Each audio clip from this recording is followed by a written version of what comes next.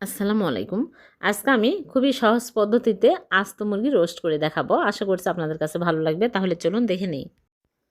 প্রথমে এখানে একটা ছোট সাইজের মুরগি নিয়েছি। মুরগিটা ভালোভাবে পরিষ্কার করে নিয়েছি। এখন আমি লবণ আর এখানে ফুড কালার দিয়ে দিচ্ছি।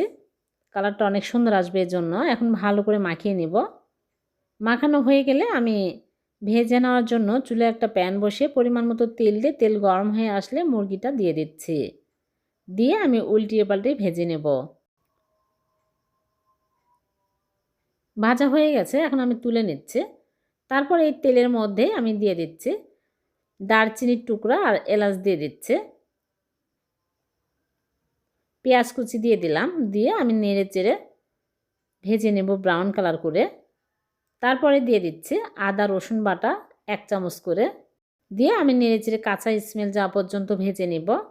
তারপরে দিয়ে দিচ্ছি স্বাদমতো লবণ, আর এখানে নিয়েছি মরিচের গুঁড়া 1/2 চামচ, আর দিয়ে দিচ্ছি জিরার গুঁড়া, ধনিয়া গুঁড়া 1/2 চামচ করে, গোলমরিচের গুঁড়া, আর দিয়ে দিচ্ছি গরম মশলার গুঁড়া 1/2 চামচ। সামান্য পানি দিয়ে আমি মশলা ভালো করে কষিয়ে নেব। তারপরে মুরগি দিয়ে দিলাম, দিয়ে আমি নেড়ে চেড়ে কিছুক্ষণ রান্না করে নেব। ঢেকে রেখে দিচ্ছি। ভালোভাবে সিদ্ধ হয়ে গেছে। এখন আমি আরেকটু নেড়ে চেড়ে, এরকম গ্রেভি থাকতে হবে। এখন আমি চুলা থেকে নামিয়ে নিব।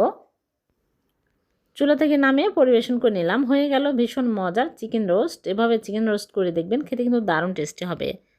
ভালো লাগলে লাইক কমেন্ট শেয়ার করে দেবেন। আবার দেখা হবে। আল্লাহ হাফেজ।